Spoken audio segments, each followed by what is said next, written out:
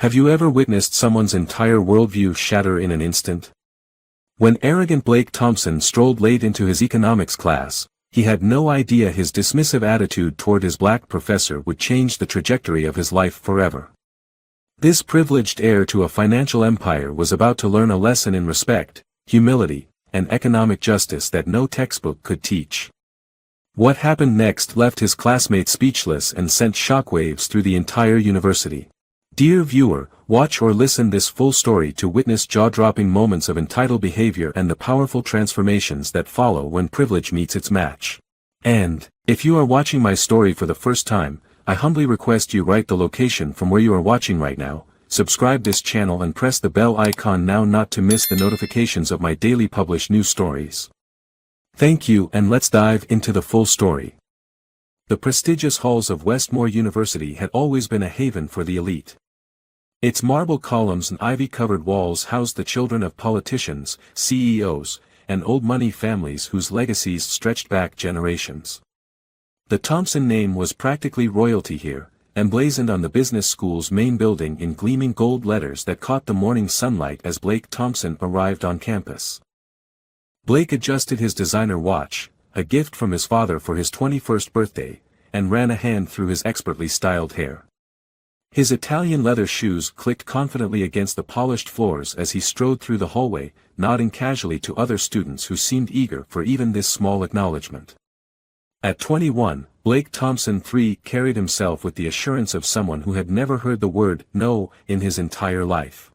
"Hey, Blake! Wait up," called Aiden Reynolds, one of Blake's fraternity brothers and the son of a Texas oil magnate. Aiden jogged to catch up, his designer backpack bouncing awkwardly against his shoulder. "What's up?" Blake asked, not slowing his pace. He glanced at his watch. "I'm already late for advanced economic theory." Aiden fell into step beside him. "That's what I wanted to talk to you about. Have you met the new professor yet? Dr. Johnson?" Blake shrugged. "No. Missed the first 2 classes. Dad had courtside Lakers tickets last week, and before that was the Hamptons fundraiser." He smirked. "Why? Is he a hard ass or something?" "Not exactly," Aiden said, looking uncomfortable. "He's just different from the other professors. Doesn't seem impressed by, you know." "By what?" Blake asked, barely listening as he scrolled through Instagram on his phone. "By who our parents are," Aiden finished. Tyler mentioned his dad's hedge fund, and Johnson just moved right along like he hadn't heard. Didn't even blink. Blake laughed. "Probably because he doesn't know what a hedge fund is. These academic types live in their own little world. Don't worry about it." They reached the door of the lecture hall, already 15 minutes into class time. Aiden hesitated. "I don't know, man. Maybe we should wait until after class to go in." Blake rolled his eyes. "Don't be ridiculous. My name's on the damn building." With that, he pushed open the door and strolled in, Aiden reluctantly trailing behind him. The lecture hall fell silent. At the front, a tall black man in a well-tailored suit paused mid-sentence, his marker hovering over the whiteboard where a complex economic model was being sketched out. He turned slowly to face the late arrivals, his expression unreadable behind wire-rimmed glasses. "Gentlemen," he said, his deep voice carrying easily through the hushed room. "How kind of you to grace us with your presence." Blake barely glanced at him, offering a dismissive wave as he made his way to his usual seat in the back row. "Traffic," he muttered, though everyone knew he lived in the luxury apartments just across campus. Dr. Marcus Johnson watched Blake with unwavering eyes. The new professor had joined Westmore's faculty this semester after an announcement that had created quite a stir among the economics department. Unlike many of his colleagues, he didn't seem impressed by family names or trust funds. "As I was saying before the interruption," Dr. Johnson continued, turning back to the whiteboard, "economic theory isn't just about textbook principles. It's about understanding real-world applications and consequences. The models we create must account for the full complexity of human behavior and systemic factors." Blake leaned back in his chair, pulling out his laptop but opening Twitter instead of taking notes. He scrolled through his feed with a bored expression, occasionally chuckling at something on his screen. When Dr. Johnson asked the class a complex question about market externalities and how they disproportionately affect marginalized communities, Blake's hand shot up with unearned confidence. Dr. Johnson's eyebrow raised slightly as he noticed Blake's hand. Several other students had raised their hands as well, but he nodded in Blake's direction. "Yes, Mr. Thompson. Your insight." Aiden nudged Blake, who hadn't been paying attention to which question was being asked. Blake straightened up, not wanting to admit he hadn't been listening. "It's simple supply and demand," Blake said with a smirk, falling back on his standard response for most economic discussions. "The market always corrects itself. People who don't succeed just aren't trying hard enough." A few students shifted uncomfortably in their seats. Madison Chen, seated near the front, visibly cringed. Dr. Johnson's expression remained neutral, but something flickered behind his eyes. "Interesting perspective," he said, his tone measured. "Though I wonder if you've considered the structural barriers that prevent equal market participation. Historical redlining, discriminatory lending practices, disparities in educational funding."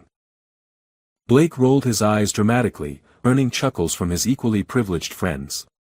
"With all due respect, sir, I think I understand economics pretty well. My father runs Thompson Capital Group. We manage over $2 billion in assets." He emphasized the word billion with particular satisfaction. The classroom fell silent. Dr. Johnson nodded slowly. "I see. And you believe that qualifies you to dismiss decades of economic research and lived experiences?" "I'm just saying," Blake continued, warming to his subject as he often did when he had a captive audience, "that people like to blame the system when they fail. But America is a meritocracy. Anyone can make it if they work hard enough." He leaned back in his chair, crossing his arms. "My grandfather started our company with just a small loan." "How small?" Dr. Johnson asked. Blake hesitated. "Well, it was the 1950s, so, maybe about the equivalent of $1 million today. But that's beside the point. Is it?" Dr. Johnson moved from behind his desk, walking slowly through the central aisle of the lecture hall. "And did your grandfather have access to business loans from mainstream banks?" "Of course," Blake said, though he wasn't actually sure. "And did he face restrictive covenants that limited where he could live or set up his business?" Blake frowned. "That's not really relevant." "No offense," Blake said, not bothering to hide his condescending tone, "but I'm not sure someone like you would understand how things work at that level." As soon as the words left his mouth, a few students gasped quietly. Dr. Johnson paused, his tall frame now standing directly beside Blake's row. "Someone like me?" His voice was quiet, but it carried throughout the silent room. Blake realized he'd crossed a line, but his pride wouldn't let him back down now. "You know," he shrugged, trying to seem casual, "academics. People who teach about business without actually building one." A few students slumped in their seats, mortified. Madison Chen buried her face in her hands. Aiden stared intently at his desk as if hoping to disappear into it. Dr. Johnson's expression remained composed, but a new intensity radiated from him. "Mr. Thompson, I'd like you to stay after class," he said calmly, before returning to the front of the room and continuing with the lecture. For the remainder of the class, Blake tried to maintain his nonchalant attitude, but he couldn't help noticing the occasional glances from other students, some disapproving, others curious about what would happen next. When Dr. Johnson dismissed the class, announcing the reading assignment for next week, Blake considered simply leaving with the crowd. But something in the professor's steady gaze when their eyes met across the room made him remain seated. When the room had emptied and the door closed behind the last student, Blake approached the professor's desk with the casual arrogance of someone who had never faced meaningful consequences for his actions. "Look, if this is about being late, my father is on the board of trustees, so..." "It's not about being late," Dr. Johnson interrupted, setting aside the papers he'd been organizing.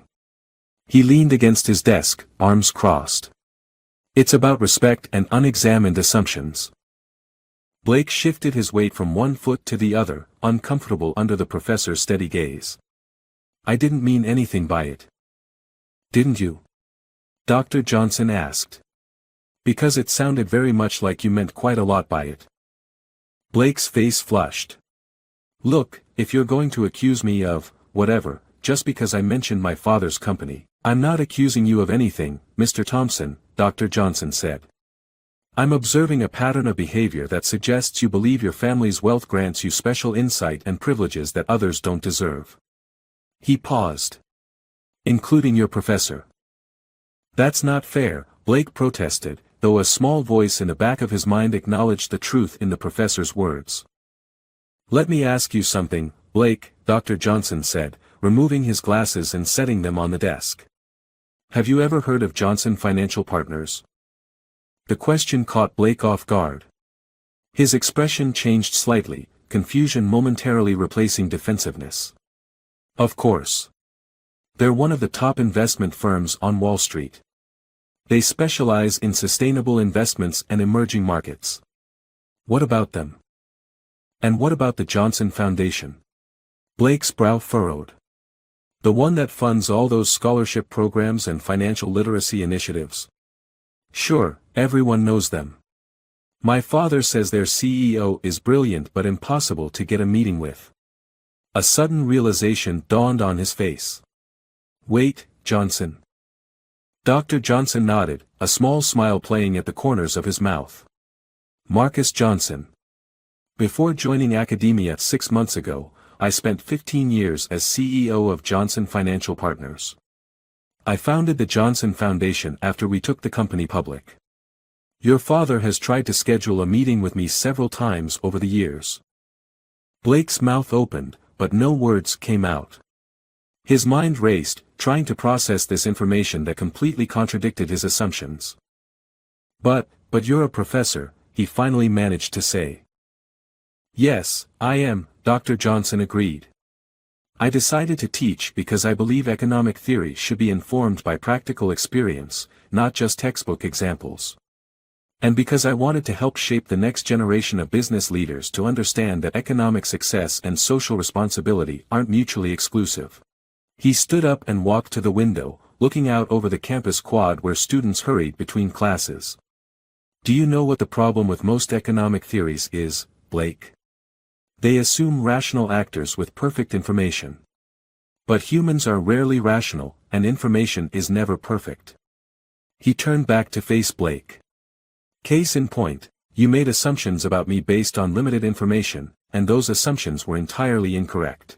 Blake's face had drained of color. I didn't know, you didn't ask, Dr. Johnson said simply. You saw a black professor and made assumptions about my knowledge, experience, and background. His tone wasn't angry, merely matter of fact, which somehow made it worse. Do you know how many of your classmates do that? Blake stared at the floor, his usual confidence evaporated. Here's what's going to happen, Dr. Johnson said, returning to his desk and jotting something on a notepad. You're going to complete an additional assignment for my class. You'll spend 20 hours volunteering at the financial literacy program my foundation runs in the Westside community, and you'll write a paper about structural economic barriers based on your observations. But that's not fair, Blake started, the entitled response automatic. Neither is dismissing someone's expertise based on how they look, Dr. Johnson replied evenly. This isn't a punishment, Blake. It's an opportunity to expand your understanding of economics beyond your privileged perspective. Blake shifted uncomfortably. And if I refuse? Then you'll fail my course, Dr. Johnson said matter-of-factly. And I suspect that conversation with your father would be rather uncomfortable, especially considering Thompson Capital Group has been trying to secure Johnson Financial as a client for years. Blake's shoulders slumped in defeat. Fine. One more thing, Dr. Johnson added, handing Blake the note he'd written. Next class, you'll arrive on time and give a brief presentation about the economic concept of humility. Blake glanced at the paper, which contained information about the Westside Community Center and his volunteer schedule. Humility isn't an economic concept, he muttered. Dr. Johnson smiled for the first time. Isn't it? The recognition that no single person possesses complete knowledge, that we all have blind spots, and that collaboration across different perspectives leads to better outcomes. Sounds like solid economic theory to me. He put his glasses back on. I'll see you on Saturday at the community center, 9 a.m. sharp. Don't be late. As Blake left the classroom, his mind was spinning. How could he have been so wrong? And what was he going to tell his friends? Blake's luxury car seemed ostentatiously out of place as he pulled into the cracked parking lot of the Westside Community Center that Saturday morning. The building was a far cry from Westmore's manicured campus, a utilitarian structure with faded brick and a sign that had seen better days. He checked his watch, 8:57 a.m. For the first time in years, Blake Thompson was early for something. Inside, the community center was clean but sparse, with motivational posters on the walls and folding tables arranged in a large room. A few people were already there, setting up laptops and arranging papers. "You must be Blake," said an older woman with silver hair and kind eyes that missed nothing. "Dr. Johnson said you'd be helping us today." "I'm Eleanor Wilkins, but everyone calls me Ms. Ellie." Yeah," Blake replied, still uncomfortable in his surroundings. He'd dressed down for the occasion, wearing jeans and a polo shirt instead of his usual designer attire, but he still felt conspicuously out of place. "Don't worry, honey," she said, patting his hand. "The first step is always the hardest. Come, let me introduce you to everyone." Over the next hour, people of all ages began to arrive, parents with young children, elderly couples, young adults, and teenagers. Ms. Ellie explained that the center offered various financial education programs, from basic budgeting to investment strategies and home buying workshops. "Today you'll be helping with our credit repair class," she told Blake. "Many of our community members struggle with predatory loans and credit card debt traps. We teach them how to read their credit reports, dispute errors, and rebuild their credit scores." Blake nodded, though he'd never had to think about his credit score a day in his life.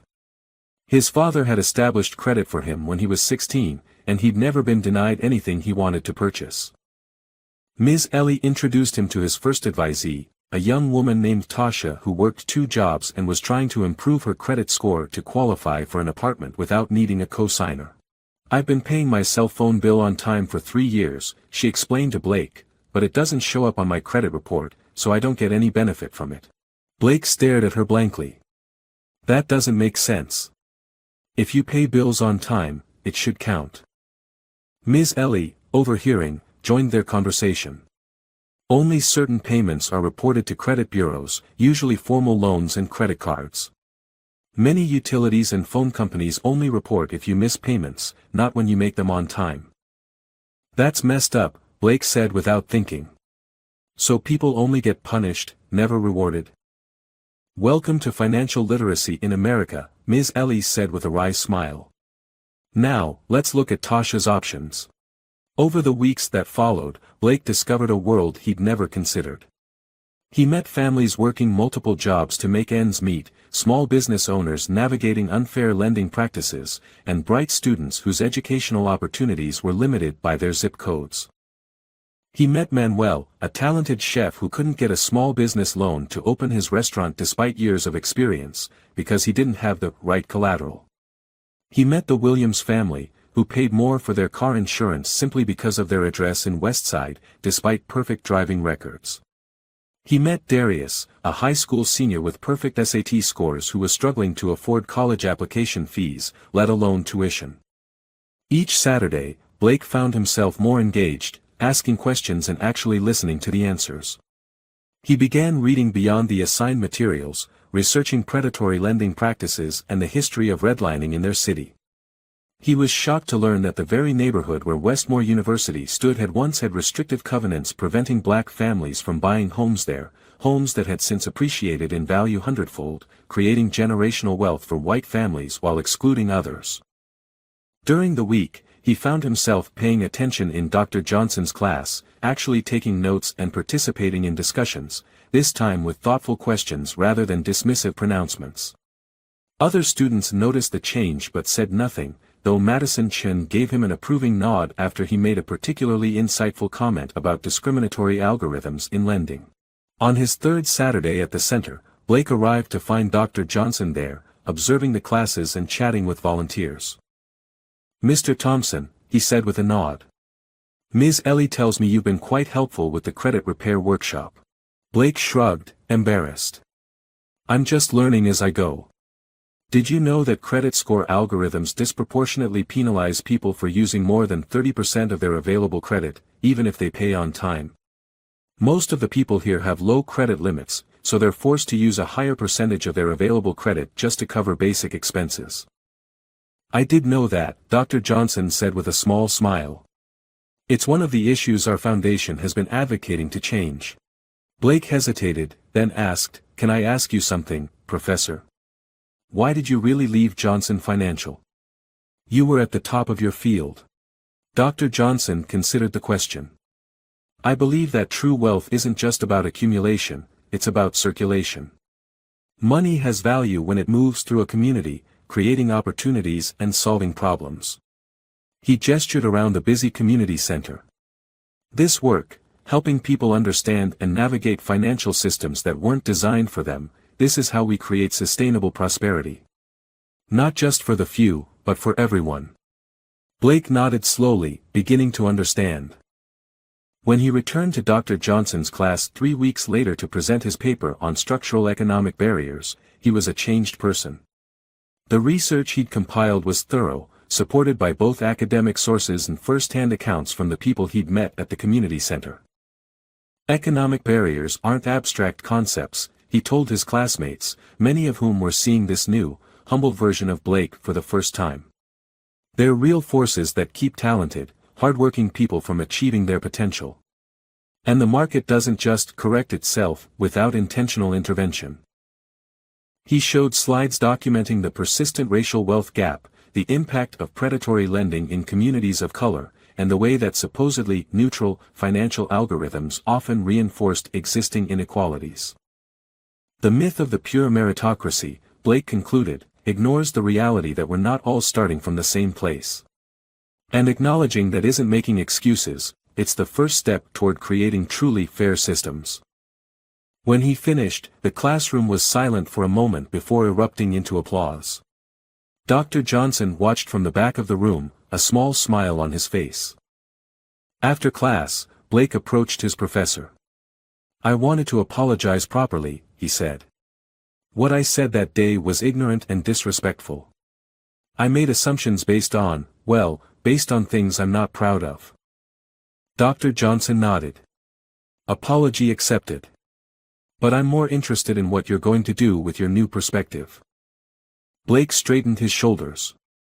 "I've been talking to my father about creating an internship program at Thompson Capital for students from underrepresented communities. And I'd like to continue volunteering at the community center, if that's okay." Ms. Ellie said they could use help with the teen financial literacy program.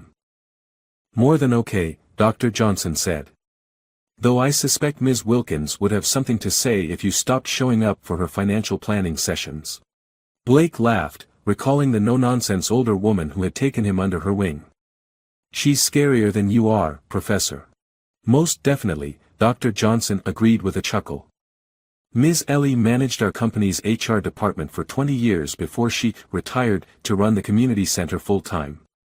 She can spot potential in people who don't even see it in themselves."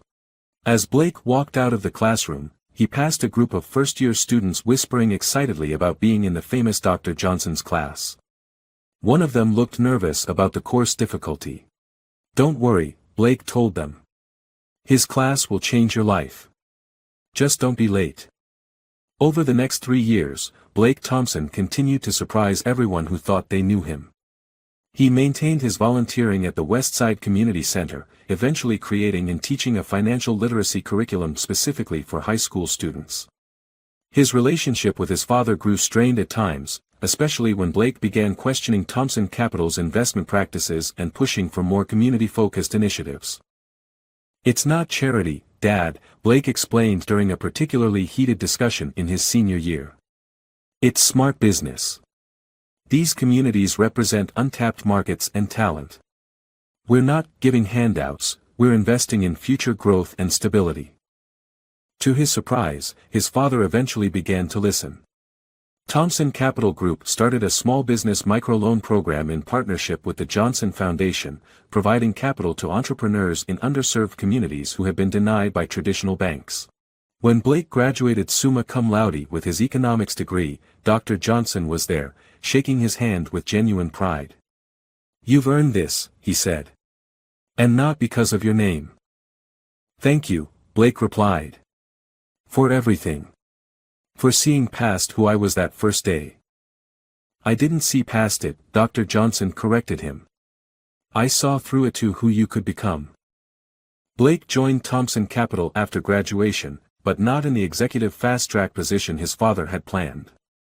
Instead, he requested to work in their community development division, learning the business from the ground up while pursuing an MBA with a focus on social entrepreneurship. 6 years after that fateful class, Blake Thompson stood before the ribbon-cutting ceremony of the Westside Financial Empowerment Center, a joint venture between Thompson Capital Group and the Johnson Foundation. The modern building replaced the old community center, offering expanded financial education programs, affordable banking services, small business incubation spaces, and career development resources. "When I was in college," he told the gathered crowd, "I thought I knew everything about economics because of my family name and privilege. Then I met a professor who taught me that true wealth isn't measured by what's in your bank account, but by how you use your resources to lift others up." He glanced at the front row, where Dr. Marcus Johnson sat alongside Ms. Ellie, both beaming with pride. "I learned that economic theories mean nothing if they don't work for real people facing real challenges. And I learned that sometimes, the best education comes from stepping outside your comfort zone and listening to voices you've never heard before." The center would serve thousands of community members, providing the tools and resources that had been systematically denied to them for generations. It was just one building in one neighborhood, but it represented a fundamental shift in how business could be done, not just for profit, but for purpose. As Blake cut the ribbon, cameras flashing around him, he caught Dr. Johnson's eye. The professor gave him a subtle nod that contained volumes of meaning. The lesson Blake Thompson learned that day in class had indeed been one he would never forget, that true respect is earned through character and actions, not inherited through privilege. And sometimes, the most valuable education comes from the moments that completely shatter your worldview. 10 years after that first fateful class, Blake found himself back in Dr. Johnson's lecture hall, this time, as a guest speaker. Looking out at the sea of eager young faces, he recognized the same mix of privilege and potential that had once characterized his own cohort. "Who can tell me what the most important factor in economic success is?" he asked the class. A young woman in the front row raised her hand. "Access to capital." "Good answer," Blake nodded. "What else?" "Education," offered another student. "Connections," said a third. Blake nodded. All excellent answers. But incomplete. He paused, making eye contact with students around the room. "The most important factor is opportunity, the chance to apply your talents, education, and ideas in a system that values them fairly. And the tragic reality is that opportunity isn't equally distributed in our society." He clicked to a slide showing the stark disparities in funding for small businesses owned by people of different racial backgrounds. "These aren't just numbers," he continued. "These are dreams deferred, innovations never realized, communities that never got the chance to thrive. And the question for all of you, the future business leaders in this room, is what are you going to do about it?" From the back of the room, Dr. Johnson watched with quiet pride. He thought about that arrogant young man who had strolled into his class late all those years ago, so certain of his own superiority. The transformation had been remarkable, not just in Blake's business practices, but in his fundamental understanding of economic justice. After the lecture, a student approached Blake with a question that made him smile. "Mr. Thompson, is it true that you once laughed at Dr. Johnson in class?" Blake glanced at his mentor, who raised an eyebrow in amusement. "Not my finest moment," Blake admitted. "But sometimes the most important lessons come from our biggest mistakes." "What was the lesson?" the student asked. Blake considered for a moment. That true economic theory isn't just about graphs and equations, it's about people. And that sometimes, the person you're dismissing based on your own biases might be the very one who can teach you the most. He smiled. Also, never be late to Dr. Johnson's class. The partnership between Blake Thompson and Dr. Marcus Johnson continued to evolve and expand over the decades. The Westside Financial Empowerment Center became the template for similar centers in communities across the country. Their economic justice initiatives won awards and recognition, but more importantly, they changed lives. Tasha, the young woman Blake had first met at the community center, eventually became the director of their nationwide credit repair program after earning her master's degree in public policy, with a full scholarship from the Johnson Foundation. Manuel's restaurant not only succeeded but grew into a chain that employed dozens of community members and became a cornerstone of the local economy. Darius, the high school student with perfect SAT scores, went on to graduate from an Ivy League university and returned to Westside to start a tech incubator focused on supporting entrepreneurs from underrepresented backgrounds. These were the stories that mattered most to Blake. The individual lives transformed when economic barriers were removed and opportunities were created. Each success reinforced his belief that true prosperity comes not from hoarding resources but from circulating them through communities.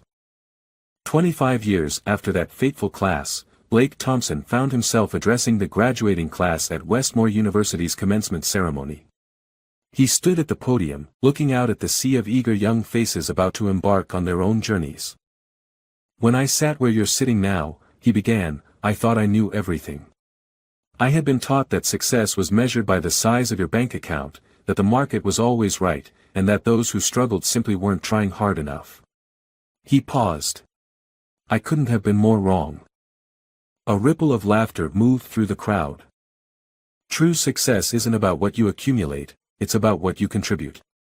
Economic systems aren't natural forces like gravity, they're human constructions that can either lift people up or hold them back. And most importantly, none of us succeeds alone. We are all beneficiaries of opportunities, structures, and support systems that made our achievements possible. In the front row of the faculty section, Dr. Marcus Johnson listened with pride. Now in his 80s, he had fully retired from teaching but had remained Blake's mentor and friend throughout the years. Their work together had transformed not only Westmore University but financial education and economic opportunity across the country. "The most valuable lesson I learned at Westmore didn't come from a textbook," Blake continued.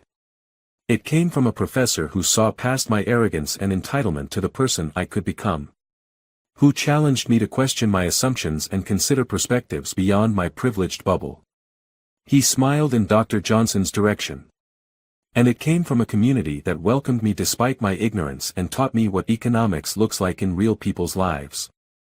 After the ceremony, amid the chaos of photos and congratulations, Blake made his way to Dr. Johnson. "Not bad for a kid who couldn't be bothered to show up to class on time," Dr. Johnson teased, his eyes twinkling behind his glasses. Blake laughed. "I've been trying to make up for that ever since." "I'd say you've succeeded," Dr. Johnson replied warmly. As they reached the newly renamed Thompson-Johnson School of Business and Economic Justice, they paused to look at the plaque that had been unveiled during the commencement ceremony. "Not bad for a professor no one took seriously," Blake said quietly. Dr. Johnson smiled. "Not bad for a student who thought he knew it all." Together, they had proved that economic success and social justice weren't opposing forces but complementary goals, that the true measure of an economy wasn't just its growth but its capacity to create opportunity for all its participants. And it had all begun with one humbling moment in a classroom, when a privileged young man had laughed at his black professor and received a lesson he would never forget. The lesson that had changed not just his life, but countless others, that true wisdom begins when we recognize how much we have to learn from those we too quickly dismiss. And that sometimes, the most profound education comes from the moments that completely shatter our worldview, forcing us to build something better from the pieces. Dear friend, this story reminds us that true education goes beyond textbooks. It requires us to question our assumptions and listen to voices different from our own. Systems designed to benefit only some while excluding others can be reimagined and rebuilt, but first we must acknowledge the barriers that prevent equal participation in our economy and society. If this story touched your heart or made you reflect on your own perspectives, please hit that like button. Your support helps us continue bringing these important narratives to light. Subscribe to our channel for more stories that challenge perceptions, inspire change, and remind us that sometimes the most valuable lessons come from moments that completely shatter our worldview. Together, we can build a more inclusive and just society.